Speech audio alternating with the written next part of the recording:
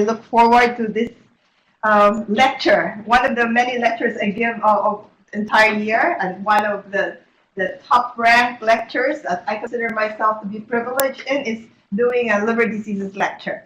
Some of it may be repetitive for a lot of you, but the others, this may be the first time that you'll be listening to this particular talk. I always make some changes every year just so it will not be too boring for Jean and for Tom. And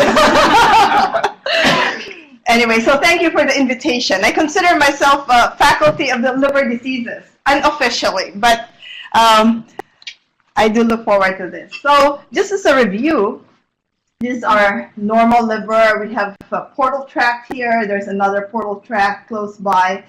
Hepatocytes, we have periportal hepatocytes. Zone 1 in other institutions, that's how it's called.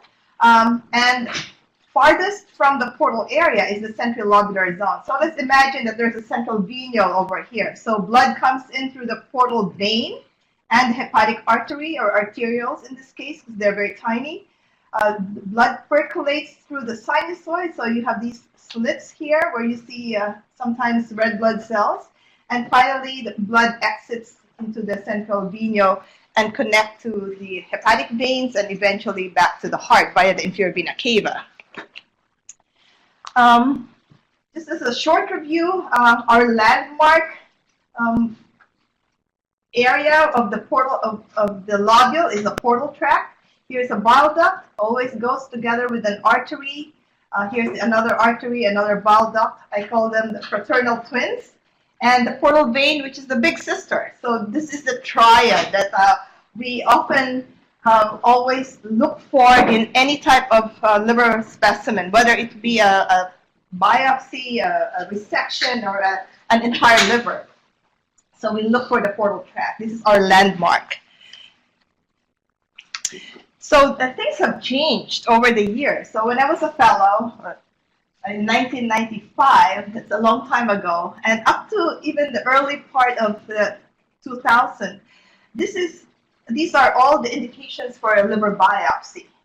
In 2016, and up again of this year, our practice has totally changed. So now what we see are fatty liver diseases, autoimmune hepatitis, cholestatic liver diseases, liver masses, and surprisingly a lot of drug-induced liver injury, and also rising in incidence is the non-cirrhotic portal hypertension. And I'll try to cover all of these aspects. I may not be quite extensive in describing all of them, but I'll try to. So what they said earlier when the DAAs came about, that the liver pathologists will lose their jobs. We will not be any use anymore to the department. I think based on our practice, my fellow is here, we get 8 to 10, sometimes more than that, more than 10 in number in liver biopsies every day. So, so the Hep C is gone, but we are facing a lot more of other different types of pathology. So let us start with this case. 35-year-old female, abnormal liver enzymes, ALT, AST, IgG 2500, ANA of 1 to 640 in titer. You don't need a biopsy. We know the diagnosis. What is the diagnosis? Autoimmune, right. However, we do need a biopsy. Why? Because first of all, it's recommended. You also want to establish the diagnosis. Here we have a portal tract from this same patient, and I'm pointing at an interface hepatitis. So remember that normal portal tract I showed you earlier, where there are no inflammatory infiltrates and you have this very clean outline of the portal area. In interface hepatitis, you do see these inflammatory cells spilling over into the limiting plate, those hepatocytes surrounding the portal tract. Here's a higher view of interface activity, where, again, lymphocytes and plasma cells are sort of jumping out of that portal space. And also being highlighted by this arrow are the presence of a significant number of plasma cells. These are important components, meaning the interface hepatitis and the presence of plasma cells, but they are not specific. But with this given history, I think we can say comfortably that it is consistent with autoimmune hepatitis. But the role of a liver biopsy here will also clue you in if there are any other liver injury, like, for example, steatohepatitis or even a metabolic liver disease. And sometimes you do see concurrent or concomitant liver diseases in a biopsy. So the histological changes in autoimmune hepatitis are similar to those of other viral hepatitis: inflammation, plasma cells, interface hepatitis. And of note, if there's interface hepatitis, such as what we see here in this particular biopsy, the progression to cirrhosis is quite high, and it happens in a matter of 5 years. In addition, you see bridging necrosis, massive necrosis, and if, for example, in this particular case, it's associated with even higher incidence of cirrhosis development later on. This is an example of massive hepatic necrosis due to autoimmune hepatitis. I want to point out to you the area where you have viable hepatocytes on both ends of this photomicrograph, but this entire length of tissue is just collapsed parenchyma, confluent necrosis. And you can also see that the inflammatory cells here, they're mononuclear, they're all dark. At this power, we can't really tell whether they're plasma cells or lymphocytes, but just to show you that with confluent necrosis, you can see the result of these areas of hepatic necrosis, collapse, and the areas of regeneration. This should not be mistaken as cirrhotic liver, right? So this is a very, very distorted liver, but you can see, and also you can see nodularity. But in this area, which is the left lateral segment, you can see for sure on a histologic examination that this is a collapsed parenchyma. And these areas here will show you regenerative hepatocytes. So just as a close-up of how plasma cells are distributed in autoimmune hepatitis, they occur in sheets. I sometimes describe this as throwing marbles on the floor, and you can see plasma cells all over. So they don't have any type of specific pattern, but it's a patternless pattern, especially in an area where you have collapsed parenchyma or confluent necrosis. Here are plasma cells. For those who are not so familiar with how plasma cells look like, the nuclei are eccentric. They're pushed to the edge, just like what we have here. And there's this lighter area around the nucleus we call the HOF, H-O-F. So again, this is an area of collapse, and you can see a significant amount of plasma cells, which are the dominant cell type. So to review, this is a portal tract, very, very irregular outline due to interface hepatitis. And the cirrhosis can really develop in this kind of very active type of inflammation. I imagine interface hepatitis as a bunch of orchids, and these are portal tracts, and the portal areas around are irregular. So, and in between, for example, if you have two portal areas here with no intervening parenchyma, that indicates collapse or loss of hepatocytes, whereas over here, there's these two portal tracts are farther from each other. That tells you that there's a little bit more parenchyma there. Just to touch on giant cell hepatitis, we do see this in the neonate. We call this neonatal hepatitis. It could be from many different causes. Extrahepatic biliary atresia for one, or some other torch, etc. But in the adult population, this is considered a subtype of autoimmune hepatitis. Here we see why this is called giant cell hepatitis. These are hepatocytes, and the hepatocyte nuclei are now multiple, and the hepatocytes are now quite enlarged. So I'd imagine that there are probably 10 or so hepatocytes here that had coalesced, just like what we have here and what we have here. Just as a reference, this is probably a normal, relatively normal hepatocyte. So you can see the difference between the size of this relatively normal hepatocyte with these giant hepatocytes. Hence the name giant cell hepatitis. The close-up view shows inflammatory infiltrates surrounding and infiltrating the sinusoids. And I think clinically, these are patients who also present with high ANA, and immunoglobulin G levels are also high serologically, and will respond to steroids, right, G? I haven't seen cases, so I have no idea. Tom?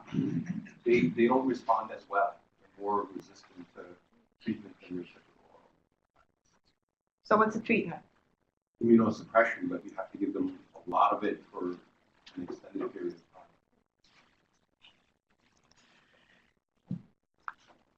So let me go to another case. 52-year-old woman who was undergoing therapy for malignant lymphoma, and then a couple of weeks later, liver tests were noted to be really very, very high. Any thoughts? I put Asian here. I can say that I'm Asian. So, yes, hepatitis B.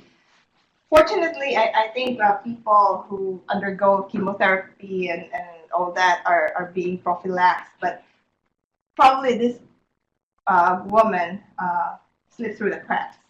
So a liver biopsy was done, and here you can see this is a very, very busy lobule. We describe this as lobular disarray. But let me point out to you not just inflammatory cells being prominent, but these are also prominent right here, here, here. What are they? They're ground glass hepatocytes. Correct. Another view, same liver biopsy. Some of the cells are undergoing ballooning degeneration, but there are also cells here that look like they have this glassy appearance, hence the name ground glass cytoplasm. They contain innumerable surface antigen component of the hepatitis B virus. And this is confirmed by an immunostain for hepatitis B surface antigen. You can see that practically every single hepatocyte is positive.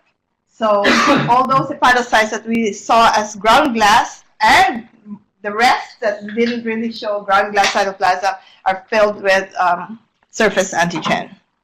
So this is a case of a submassive hepatic necrosis from reactivation of hepatitis B. Fortunately, I think she did very well after she was discovered to have this kind of disease.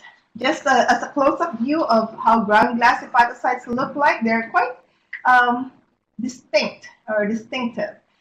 Here's a ground glass hepatocyte. The cytoplasm is lighter in color as compared to the cytoplasm of the hepatocytes around them here. And there's a typical halo around these ground glass cytoplasm. And that's an artifact after fixation. So with fixation, the cytoplasm sort of retracts so that it leaves the cytoplasmic membrane behind. So that's the explanation for why you see a halo around around this ground glass cytoplasm here. But there are many other mimickers of ground glass hepatocytes, such as polyglucosan inclusions, ground glass-like cytoplasm, particularly in patients who are on polypharmacy, and that we'll try to cover at some other lecture on drug-induced liver injury. But ground glass cytoplasm can be confirmed and Hep B infection by immunohistochemical staining. This is the same case that I showed you earlier, but I want to point out to you core antigen staining. Core antigen would be positive in the nuclei, but if we see cytoplasmic staining, as shown here in high power, that indicates very active viral replication. So there is a high viral load in patients who have cytoplasmic staining for core antigen. This is Priya's patient. Wheeze. 2 or 3 times that this patient underwent a liver biopsy, and I consistently called it autoimmune hepatitis. Because workup from the hepatologist also was unrevealing, except that at that time, hepatitis E was not a test that was routinely done. So there are no specific features for hepatitis E. We do have portal tracts, again, showing interface activity. Sometimes plasma cells, as I showed you in that earlier case of autoimmune hepatitis, may be so prominent that you have no other recourse but to say consistent with autoimmune hepatitis. You have the interface activity and plasma cells. It's autoimmune hepatitis. You may even see confluent necrosis, such as what we have here. There's a portal tract, there's another portal tract, another portal tract, no intervening parenchyma in between these portal areas. So this is representing a collapsed parenchyma in this patient with hepatitis E. So finally, the diagnosis was made by serologies and tissue sent to the CDC. So no specific features. Was this your immunocompetent patient? Right, the one with the lupus, but was not on steroids. Not on steroids, anything like that. Yeah, and after your case, we're more aware of hepatitis E, and we did encounter a couple of cases of hepatitis E positive patients and confirmed serologically, and blood was sent to the CDC. But the bottom line is sometimes the pathologist will not be able to really give you an answer, and the pathologist might be wrong in making that diagnosis of autoimmune hepatitis. So IHC that you can do on? No. Right? There used to be a homemade meaning laboratory-made antibody for hepatitis E, but that was all gone, that was all used up, and yeah, similar to hepatitis delta, there was a homemade or made here in at Mount Sinai, but that has been gone for a long time. So I'll move on to EBV hepatitis. Here is a lobule where you see a very, very busy sinusoidal picture. Here the sinusoids are filled with these dark staining nuclei. These are the lymphocytes. And Benham had a similar case the other day, which showed some of these percolating lymphocytes. This is just too busy. So because we were sort of asked about EBV, the possibility of EBV, we did in situ hybridization. And in situ hybridization will come out as dark staining, black, almost black, because that's positive instead of a brown when we perform IHC. So this was confirmatory in situ hybridization for EBV. Isabel, are the cells that are staining positive B cells? What cell are we seeing? I believe so, because they infect B cells. Because they don't really look like B cells, right? Yeah, they're. I don't know if they're a little large, but they're mature B cells. I thought they would be more kind of like just round, you know, those. And they're in the sinusoid, these B cells? Where are they? They're in the sinusoid. So here are the hepatocytes. So in between the hepatocyte plates, you have these dark staining nuclei. Of course, not all of these are infected with EBV. Right. No. Yeah. And so the red staining on the left, what is that? Oh, red blood cells. Just red blood cells. Yeah. And the hepatocytes look undisturbed. They're like just innocent bystanders there. So most of them are anyway. And CMV hepatitis, sometimes we encounter CMV infection. Here you see the owl eye nucleus and intracytoplasmic inclusions. So this is a patient from years ago who had a transplant and developed CMV hepatitis. So this is really like a classic picture. Anywhere in the human body where you see this kind of inclusion, intranuclear and intracytoplasmic, there's no other diagnosis except that it's a cytomegalovirus. And the word cytomegalovirus is a cell that's enlarged. So the hepatocyte already is a large cell, but look at this cell infected by the CMV is even like 3 times the size of the uninfected cell. So next up is granulomatous hepatitis. Here you can see again a parenchyma with no fibrosis. There's no cirrhosis, but you see these nodularities, and these nodularities are made up of inflammatory cells. And here's a close-up of one. What is this? What is this structure here? Yes, it is a granuloma. Good. So this is a granuloma made up of histiocytes, and histiocytes are characterized by this very abundant pink cytoplasm, and they create this sort of nodularity, and around this cluster of histiocytes is a cuff or a collar of lymphocytes. So we call this granulomatous hepatitis. It could be from anything. It could be from an infectious process. It could be from even PBC. It could be drug-induced liver injury. So a reflex stain that we do, or 2 reflex stains that we do whenever we see a granuloma on a liver biopsy, is to do an AFB stain and a fungal stain. And this is one of the few lucky cases that I was able to find at Mycobacterium tuberculosis. So this one, maybe 2 of them are like linked with each other, is AFB positive, and this is Mycobacterium tuberculosis.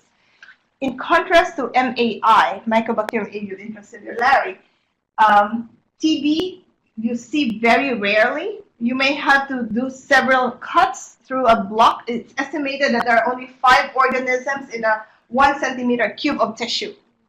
So you have to do innumerable sections to be able to find 2 or 3 or 1, even 1 organism. In contrast to MAI, where you'll see just like numerous organisms, but they will have the same kind of stain. It's a magenta red in color, in this background of blue material. So we are able to give a definitive diagnosis of TB. So, quick question.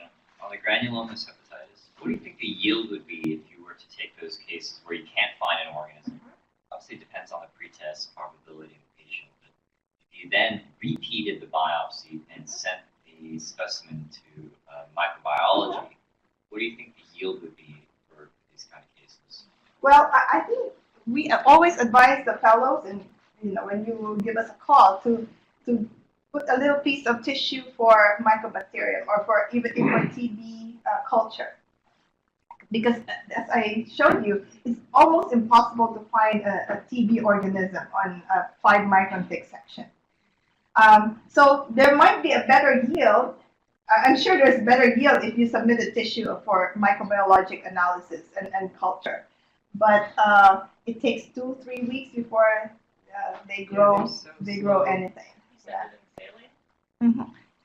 I think they have a specific container. So you have to contact microbiology if you were intending on submitting tissue for mycobacterial culture. There's a specific container that they have, almost like a fixative. So I'll move on to PBC, PSC, and secondary sclerosing cholangitis. Board exam question. Here we have a portal tract with this very irregular appearing bile duct. As a comparison, this is a relatively undamaged bile duct, and here you see clearly a dilated bile duct. So think of this bile duct as previously this size, but now we have 3 times the size of this bile duct, and the contour is quite irregular. And why does this happen? Because there's injury to the basement membrane that surrounds the bile duct here. So this is a classic florid duct lesion. So if you have a basement membrane that keeps the bile duct intact, for example, you see a bile duct as round in structure or oval in shape, when you have destruction of the basal membrane, the bile duct goes everywhere, so that it no longer holds that round or oval-shaped structure. And because there is extravasation of bile, because of the destruction, what happens is that a granulomatous reaction around that particular damaged bile duct occurs. Here again is another example. That's an uninvolved bile duct. It's normal, basically, and then you have the artery that goes with this bile duct. You see this granulomatous reaction around it. I think if we did some deeper sections, we'll be able to identify that there's a bile duct being surrounded by this granuloma. So not only do you see granulomatous inflammation in the portal tract, not only that you see florid duct lesions, but you might also see granulomas, non-caseating granulomas in the lobule. Here we have, this is far from a portal tract. Another close-up view of a damaged bile duct. The original bile duct is this structure right here. It's surrounded by histiocytes with a cuff of lymphocytes. Here's another example. Again, you can see that this is a damaged bile duct with some histiocytic reaction around it. Both of these represent florid duct lesion, also known as a non-suppurative granulomatous destruction of bile ducts. It's quite a mouthful, so I like the word florid duct lesion. PSC, defined as a chronic fibrosing and inflammatory process involving extra and intra or both, resulting in obliteration of the bile ducts. You can see this fibrosing process surrounding this bile duct, and there's a touch of inflammation as well. This is a trichrome stain that corresponds to this particular bile duct. You might also be able to see a bile duct that is, again, this time 1/3 the size of the paired artery, because the fibrosing process surrounding it is compressing upon this bile duct, resulting in atrophy of the bile duct epithelium. Here's an even more dramatic example of this fibrosing process that will eventually lead to the disappearance of the bile duct epithelial cells and will now be replaced by a bile duct scar. So this concentric fibrosis we also call onion skinning, resulting in narrowing of the lumen. Again, this is 1/3 the size of this artery that should be of similar size in normal livers, that results in a bile duct scar. So here, onion skin fibrosis, and here's a bile duct scar. You no longer see any of the cholangiocytes. On explant, these are one of the few cases or liver diseases where the explant is larger than a normal explant liver from end-stage liver disease. Hep C livers are typically about 1,000, 1,200 grams or even lower. But in Hep C, in PSC patients' livers, these livers typically weigh more than 2 kilograms. So what is our normal liver weight? About 1.2 kilograms, right? 1,200 to 1,500 grams, depending on the size of the individual. But that's our reference weight. But in this particular case, you see not only a very distorted liver. Here, the left lobe is hypertrophied in relation to the rest of the liver. But this liver is also very, very enlarged. I remember this liver probably weighed 3 kilograms.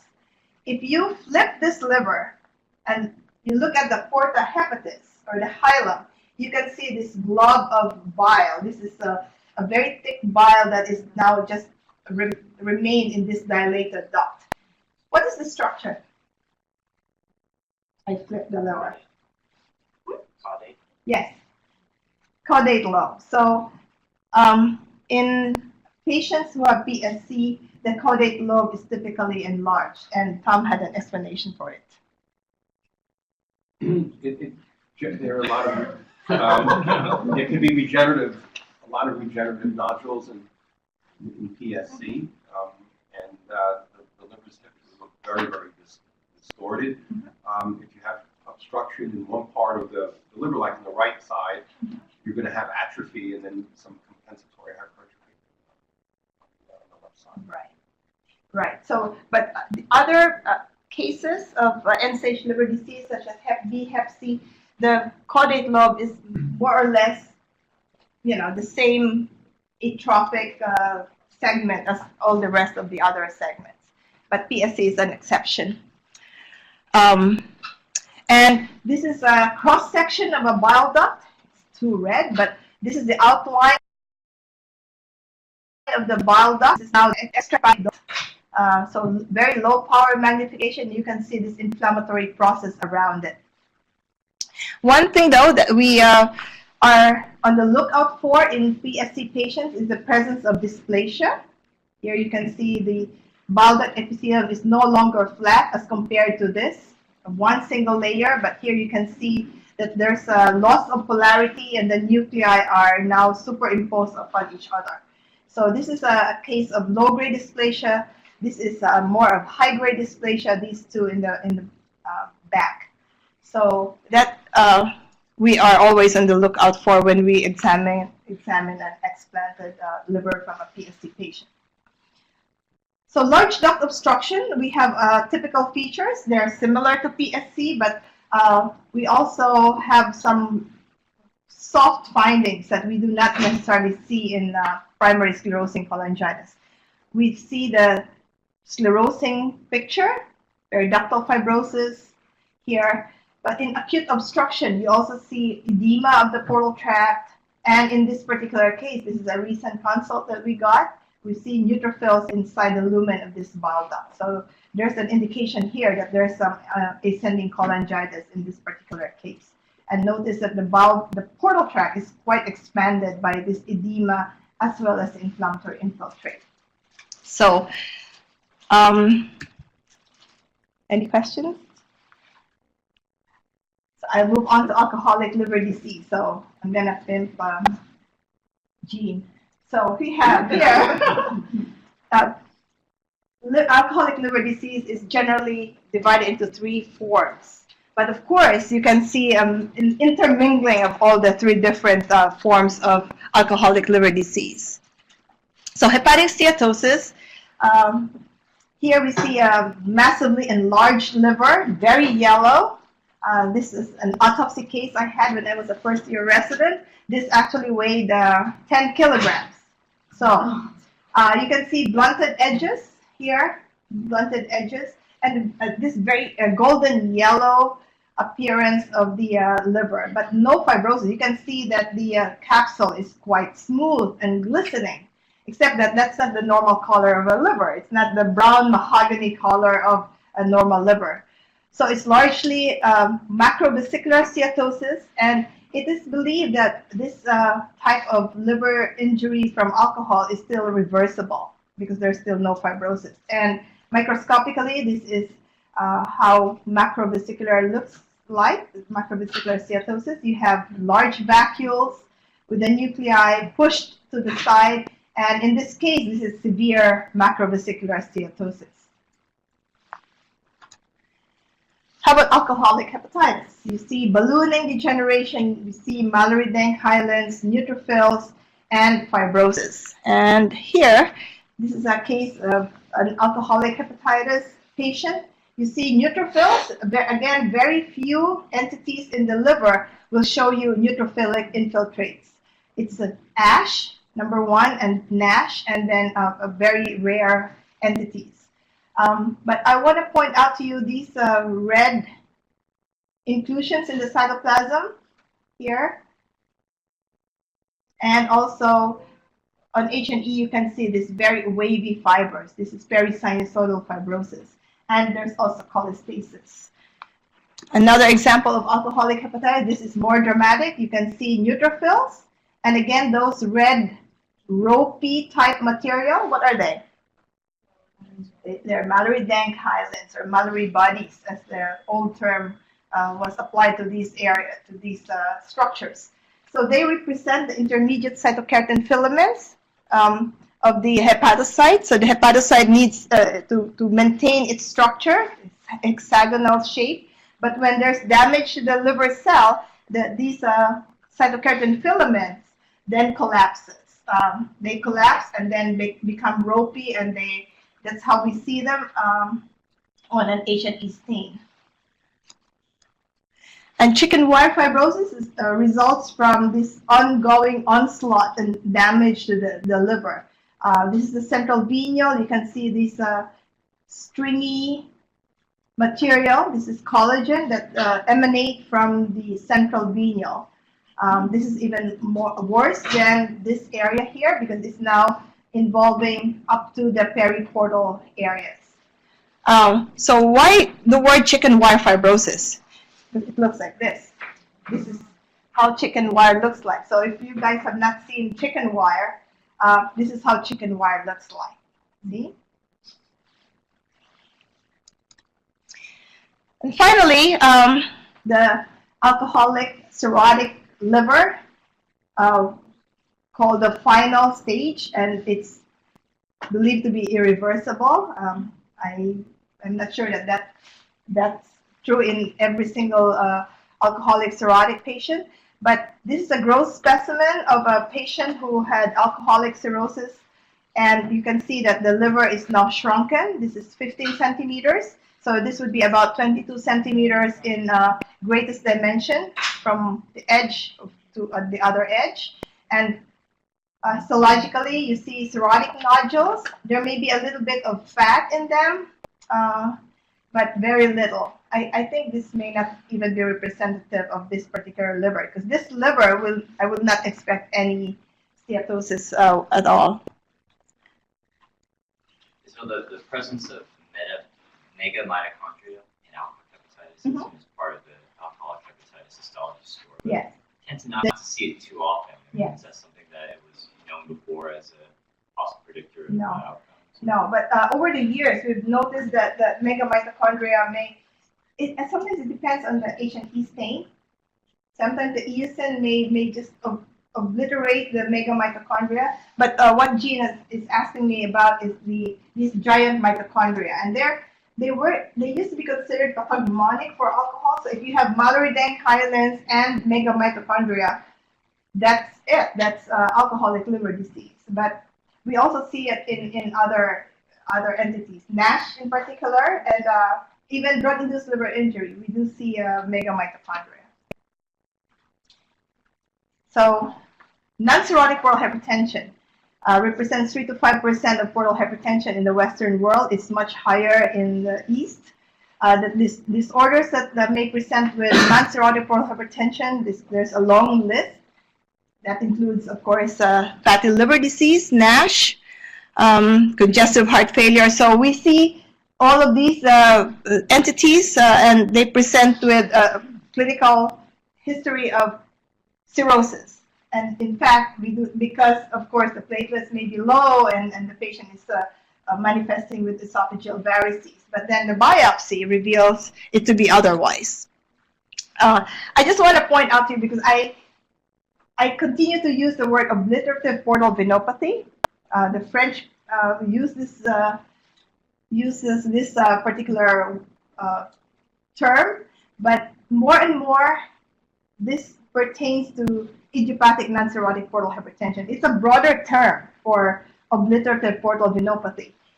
We used to call this entity hepatoportal sclerosis. So we were studying this particular entity, calling it hepatoportal sclerosis over the years. In fact, we have about 10 or so patients in the transplant list or transplant program who got transplanted for hepatoportal sclerosis.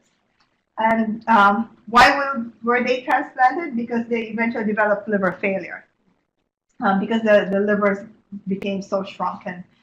In Japan, OPV is also known as idiopathic portal hypertension, but this is more of a clinical and pathological diagnosis.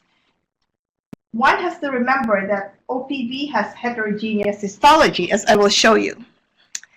The classic feature of OPV is of a densely fibrotic portal tract, where the vein is much smaller than the regular vein as you expect. It would be much bigger and almost totally, if not totally, obliterated.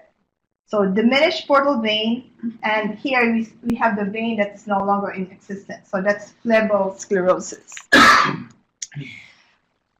This is confirmed by trichrome stain. The trichrome stain shows you a very dense fibrotic process. And this is the vein. The vein is almost the same size as the artery. If you remember that first portal tract, that the first picture I showed you, the portal tract, the vein is much larger than the artery or the bile duct. Another feature of OPV is a herniated portal vein. Very dramatic in this case, and here's another one. It's almost reaching out towards the central venial. So this is the original portal tract. The vein is nowhere to be found here, but it's all the way over here. So that these are ectopic veins. Another feature in OPV is that of not just herniated portal veins, but an attempt to create paraportal shunts. So this might be the original vein, but now you have these septal venules or inlet venules that have now become dilated.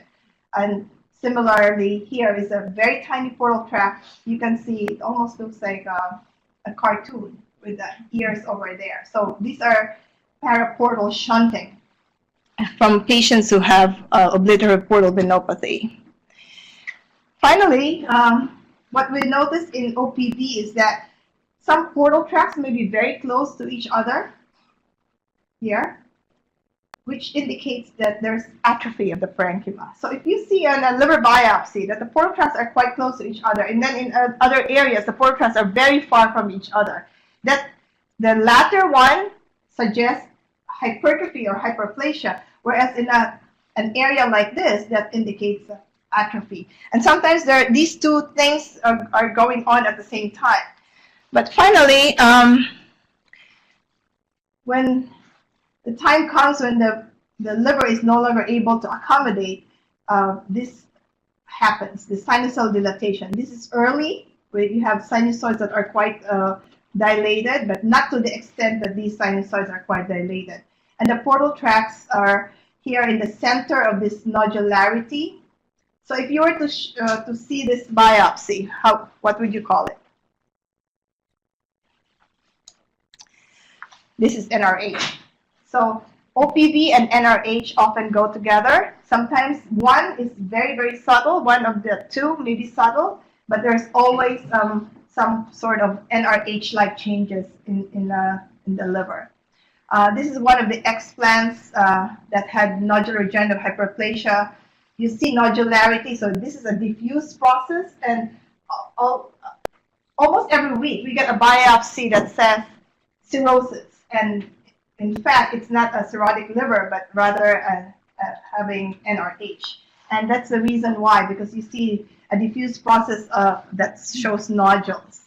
Occurs in many systemic conditions, and on a biopsy, you can see why there's nodularity here. This is similar to that OPV/NRH case that I showed you earlier, where the sinusoids are so dilated, markedly so, and there's reverse lobulation. The portal tract now is in the center of this nodule, but the nodule is not surrounded by fibrous tissue.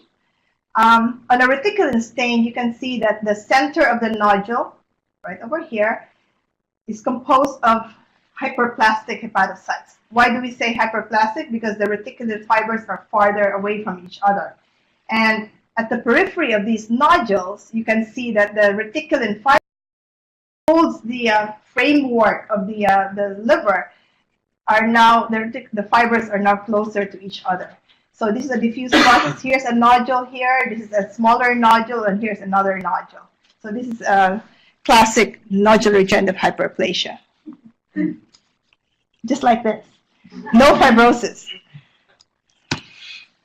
So now we go to malignant primary liver tumors, HCC, cholangiocarcinoma, and the combined HCC cholangiocarcinoma. And very rarely, maybe only 2 times, maybe no more, we encounter an angiosarcoma case. So I won't touch on that. So this is a right lobectomy specimen, a known HCV positive patient that developed cirrhosis, and of course we see here a bulky lesion. we found 2 HCCs, maybe somewhere here, I don't remember, but here's a cut section of this particular tumor that is located in segment 6. This is in the right lobe, and it's at the periphery.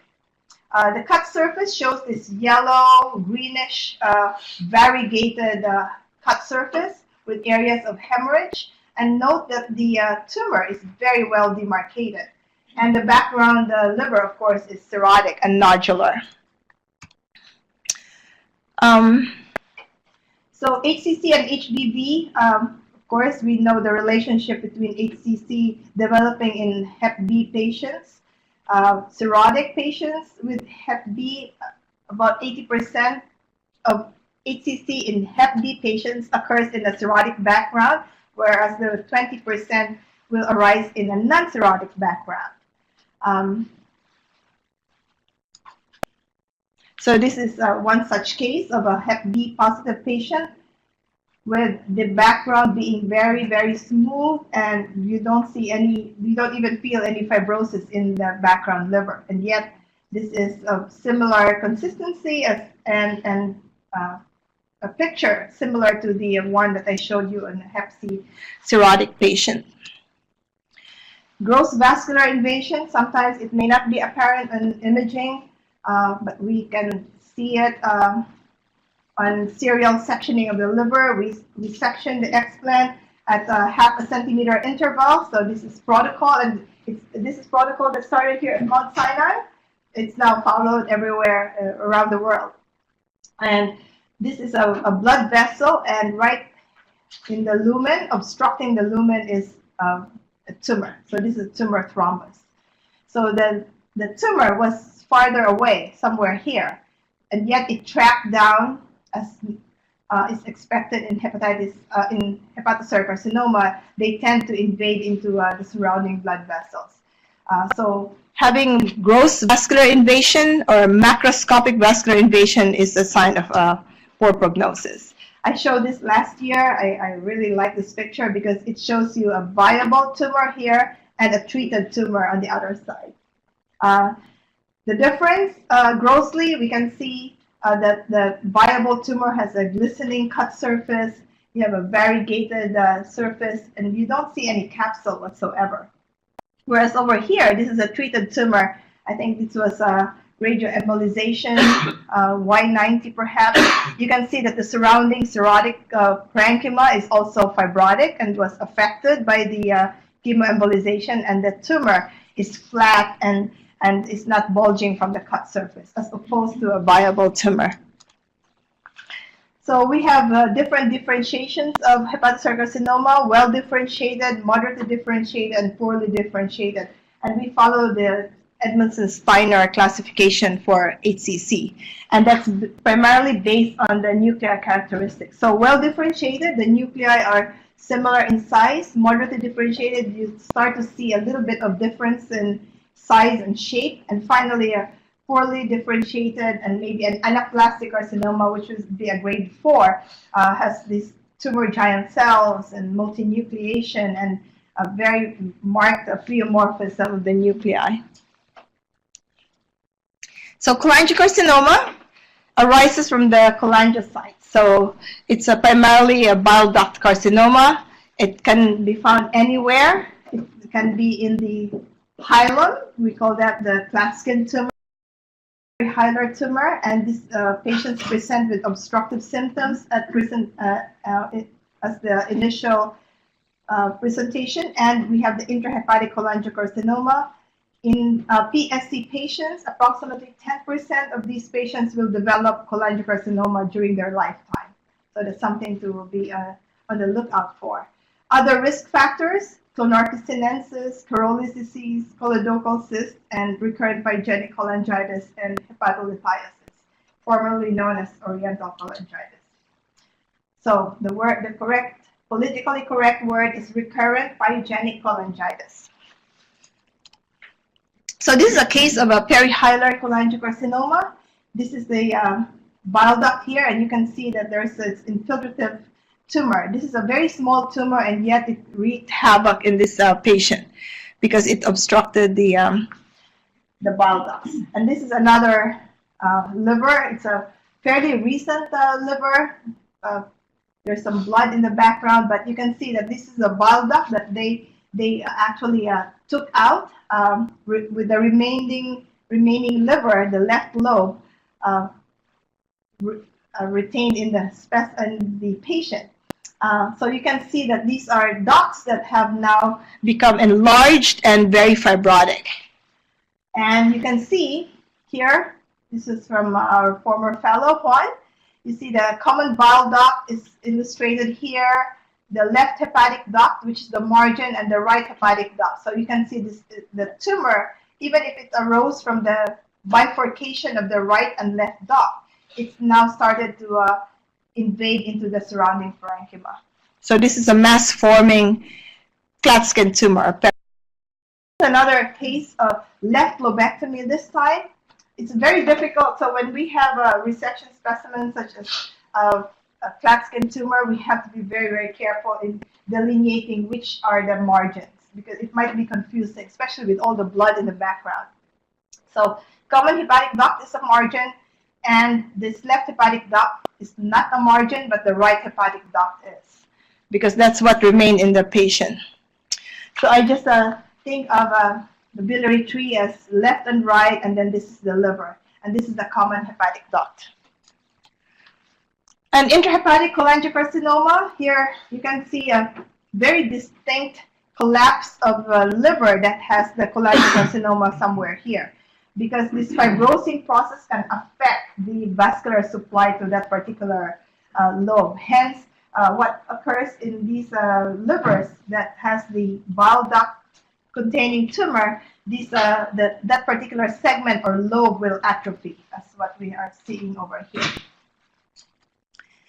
And a typical intrahepatic cholangiocarcinoma we describe as having these scalloped borders here. So, and the cut surface has some necrosis, and it's whitish, and it's more indurated than a hepatocellular carcinoma. And the hardness and the rubbery consistency is because of the desmoplastic reaction. Histologically, cholangiocarcinoma is an adenocarcinoma. It's similar to an adenocarcinoma in the pancreas, in the gallbladder, in the lung, and even in the breast carcinoma. So you have these gland forms here, variable sized glands, accompanied by desmoplasia. And more we are seeing this type of patient. This is a patient with numerous tumors. And pay attention to this tumor, which is a little bit white. It has some greenish areas. These are the typical HCCs. And you can see how many tumor masses there are that were apparent grossly. This is a case of a combined hepatocellular cholangiocarcinoma. This is the HCC component, and this is the cholangiocarcinoma component. But we cannot really make that diagnosis unless we perform immunostains. HepFAR1 is a specific stain for hepatocytic differentiation, and in this case, you have that portion which is immunoreactive to HepFAR.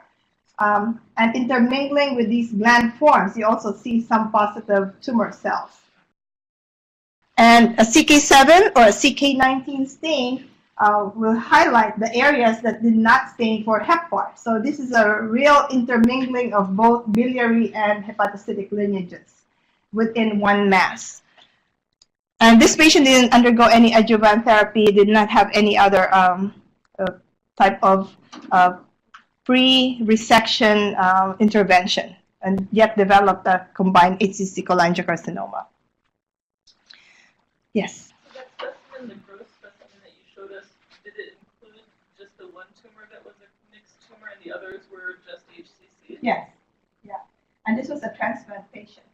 That was not, that large tumor, the combined HCC cholangiocarcinoma, was not known prior to the transplant. Otherwise, the patient would have been delisted.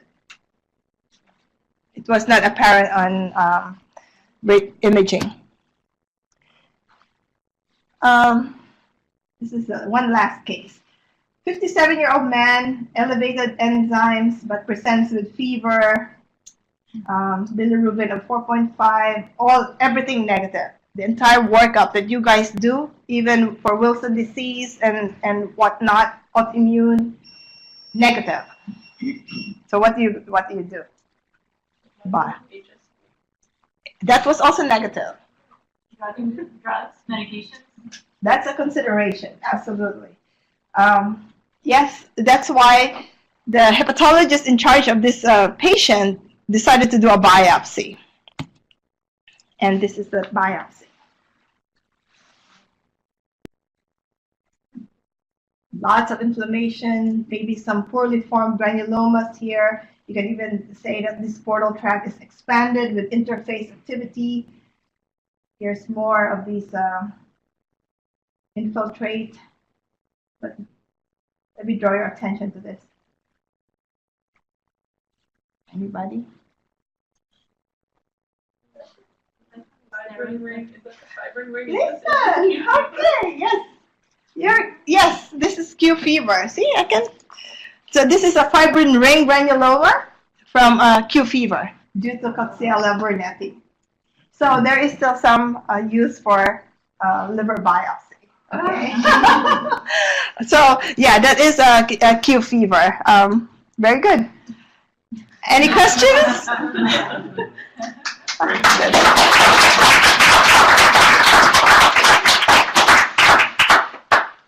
A few minutes. Questions for Isabel?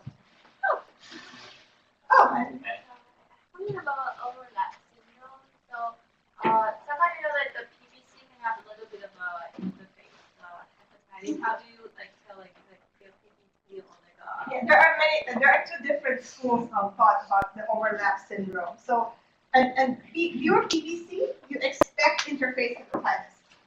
Every single PBC patient. So you don't really get this very nice, clean outline of the portal tract. So a lot of people overcall interface hepatitis and say perhaps an overlap of autoimmune hepatitis PBC. So that's one. But the strict criteria for overlap syndrome of PBC and autoimmune hepatitis, you have to have serologies that have both autoimmune and PBC, right? Coupled with the histology. So you should have duct lesions and you have these masses of plasma cells and significant interface hepatitis. So a cheap interface hepatitis, and we will not even consider an overlap syndrome. Okay. Further questions? All right. Thank you, Isabel. That was fun.